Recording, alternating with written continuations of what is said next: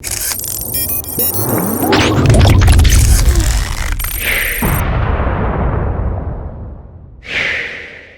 ti lágbára jù àwọn ọ̀dẹ̀ tí kúkú fẹ́ràn ara wọn àti wá fẹ́ràn ara wa. Èmi ni mo ṣe chairman committee to plan handshake across the Niger. Àti dọ̀rẹ́ ìkùnsínú ayé àtijọ́ wọ̀nyẹn ò lè tán pátápátá. Ká sòótọ́ fúnra wa. Ọmọ Ìgbò tó jẹ́ tó ṣe ọmọ kékeré jọ́ wọ̀nyẹn tá ń jagun yẹn tó jẹ́ ọmọ kékeré ọmọdé tí ìyá ìgbé wọnú gbó tán kìnìún kan tó wá ṣe tán tán wá ní àwọn Yorùbá ló lágbára níbẹ̀ tán gbẹ́ tán pàpà dojú wọn délẹ̀ á máa wà lọ́kàn ẹ̀ díẹ̀díẹ̀ ò lè ṣàìkù níbẹ̀ but the majority of it is all gone and we are now able to work together. So bó ṣe jẹ́ nìyẹn in fact ọ̀pọ̀lọpọ̀ ló ti ẹ̀dẹ̀ tuntun wá ń ṣe research pé Yorùbá àti Ìgbò ọmọ ìyá ni wọ́n láti bẹ̀rẹ̀ ayé wà so bó ṣe jẹ́ nìyẹn. Then àwọn middle belt àti wá lọ bá wọn náà àwọn náà ti wá rí wípé tí wọ́n bá fọwọ́sowọ́pọ̀ máa wá south àwọn south àwọn south east àwọn south west káwọn middle belt wá join wa ẹni tá a wá overrun gbogbo ìyẹn á múra o Nàìjíríà ò lè lágbára ẹ o. Nàìjíríà ò lágbára ẹ̀ kò sí bí ṣe bí àwọn ọmọ wa náà ló wà ní sójà wọn so bó ṣe jẹ́ nìyẹn tí ò tá a bá mú ọpọ́n bí irú wọn yẹn sí a kàn pariwo lásán ni wọn kàn déédéé kó sójà wá kó àmì wá kó aeroplane wá wọn kàn dẹ́rùbà wá gbogbo àtúká ṣùgbọ́n lélẹ́yìí báyìí kò lè túká finally àwọn agbègbè ọ̀nà ti òfin ilé òkè ń sọ̀rọ̀ pé pariwo àwọn wa lè máa pariwo bó bá ṣe wù wọ́n. Ẹ̀tọ́ ẹnikẹ́ni láyé ni láti sọ pé àwa fẹ́ self determination fúnra wa. Ẹ̀tọ́ wa ni láti sọ pé à ń fẹ́ self determination fún ẹ̀yà tiwa. Òfin gbogbo àgbáyé gbà yẹn. Wọ́n sọ wípé self-determination is the inalienable right of every nationality, every ethnic group, and that they don't owe anybody any explanation. Ìjọ tán bá fẹ́ náà lè demand yẹ. Ìjọ tá àwa fẹ́ lélẹ̀ àwa demand yẹ báyìí. Àná the demand ẹni pé a fi ń dàlúrú àlá máa ṣe riot àti sọ fún àwọn wa ẹ̀ máa ṣe riot kankan. Àgbà kínní á dẹ̀ bọ́ sí i. Fẹ́ ká jí láàárọ̀ ká rókù yín ní títì kán ti pa yín lọ rẹ́rẹ́rẹ́rẹ́rẹ́rẹ́ fẹ́ kí yẹn ṣẹlẹ̀. Nǹkan tí à ń bẹ̀ yín fún ni pé ẹ ṣáà máa sọ káàkiri pé nǹkan tẹ́ ẹ fẹ́ nìyẹn. Ẹ máa kọ sínú ìwé tẹ́ bá mọ̀ wé kọ ẹ máa kọ sínú social media ẹ máa kọ sínú paper tẹ́ bá ráyè sọ̀rọ̀ lórí rédíò lórí tẹlifíṣàn ẹ máa sọ wípé àwa Yorùbá a ti ṣetán láti kúrò ní Nàìjíríà. Ẹ̀tọ́ yín nìyẹn kò sẹ́ni tó lè gbà á lọ́wọ́ yín tó bá dẹ̀ lẹ́ni tẹ́ bá sọ ọmọ ní ọmọ kan sọ ní Kogi wọ́n ààrẹ sí kí ló dẹ̀ tí wàá ṣe fún báyìí wọ́n dẹ̀ ti tú sílẹ̀ àbí lọ́wọ́ bó ṣe jẹ́ nìyẹn wọ́n lè gbé èèyàn sẹ́wọ̀n wọ́n lè gbé èèyàn lọ sí kóòtù torí Nàìjíríà sign òfin tán ṣe ní gbogbo àgbáyé wípé every nationality has a right to self-determination and that when they want to take their self-determination, they do not have to explain to anybody. They do not have to ask for permission from anybody. And the only thing is come don't go and form insurrectionist groups in the bush. Just continue to tell the world you want your self-determination. So Araye Madasi, United Nations Madasi. Nígbà tó bá yá ibi tí à ń bá lọ nìyẹn so àwa gbégbá ọ̀nà òfin wípé constitution tẹ̀tẹ̀ claim tán bá ní àwọn Fúlàní wá bá oko wa jẹ́ àǹṣe kìnìún àwọn ni wọ́n ní right under the constitution to be where they are. They have a constitution to be the constitutional right to be everywhere in Nigeria. So àwa sọ fún wọn wípé constitution yẹn gan àbá yín lọ́wọ́ sí ẹ̀yin nìkan lẹ ṣe nǹkan yín.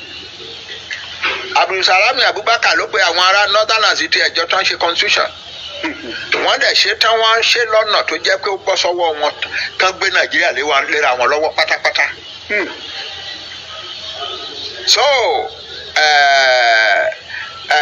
for instance kí n ṣàlàyé díẹ̀ nípa yẹn wọ́n pín gbogbo agbára tó wà ní Nàìjíríà sí 98 places education, agriculture, land, housing, army, military, etc. gbogbo ẹ̀ pátápátá tán bá kà á ní kọ̀ọ̀kan 98 ni. wọ́n wá ní out of that 98 o 68 ló jẹ́ ti federal government ẹnìkan àwọn state government ò lè fọwọ́ kàn rárá 68. lára 30 tí ó kù federal government àti states ló ní papọ̀. ó wá mí pé àwọn state ò tẹ̀lé wá lágbára kankan. because wọ́n sọ síbẹ̀ pé ní 30 tó kù tọ́jọ́ ní agbára papọ̀ yẹn o tí ọ̀rọ̀ ti federal government àti ti state bá ti lọ kọlura wọn àwọn state ló gbọ́dọ̀ give up o. àwọn state ló gbọ́dọ̀ surrender state ló gbọ́dọ̀ surrender ti federal government ló gbọ́dọ̀ borí so federal government ló ní all the 98. àwọn gómìnà wa a lè máa bínú yẹ́sọ̀ yẹ ká bínú sí wọn kò yẹ ká máa fìyà jẹ bí eléyìí kan dákẹ́ wọn ṣe kí ṣùgbọ́n àwọn gómìnà wa try o gbàtà yọ wọn lẹ́nu pé kán wá defend wa wọn lọ dá Àmọ̀tẹ́kùn sílẹ̀ but nǹkan tó wà ń bẹ̀ ni pé nínú constitution wọn lè dá Àmọ̀tẹ́kùn sílẹ̀ lẹ́yìn federal government so federal government ti sọ fún wọn wípé lè nìkan ṣe àwa náà ní security ó bá yọ region therefore àwa ò fẹ́ Àmọ̀tẹ́kùn tí federal government ò bá fẹ́ àti ṣe dáadáa ò ṣeé ṣe kò sí ọgbọ́n táwọn gómìnà wa lè dá lẹ́yìn federal government ló ní Nàìjíríà àmì pé àwọn Fúlàní Haúsá Fúlàní ló ní Nàìjíríà àwọn Fúlàní gan ló ní Nàìjíríà therefore ìgbà tá a bá àwa lọ challenge wọn. Our dispute, we call it constitutional dispute, constitutional force majeure. Ní ọjọ́ 16th of December 2020. Wípé àwa ò bá yín lọ́wọ́ sí constitution yẹn o, kì í ṣe constitution tiwa o. Ẹni a surrender gbogbo sovereignty wa as different people sí Nàìjíríà. Nínú constitution 1999 yẹn àwa ò bá yín ṣèpàdé láti submit kò síbi kankan ẹnìkan kan ti béèrè lọ́wọ́ wa o kò tẹ̀ síbi tí wọ́n ti béèrè lọ́wọ́ wa o.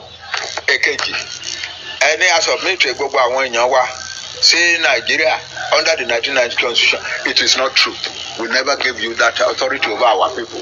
3 ẹni a submit gbogbo resources wa sí Nàìjíríà under the 1999 constitution now we say it is not true we never gave you authority over our resources in 1999 so gbogbo wọn yẹn so gbogbo ṣe rí nìyẹn ṣùgbọ́n àwa fẹ́ kẹjẹ kájókòó kájọ turo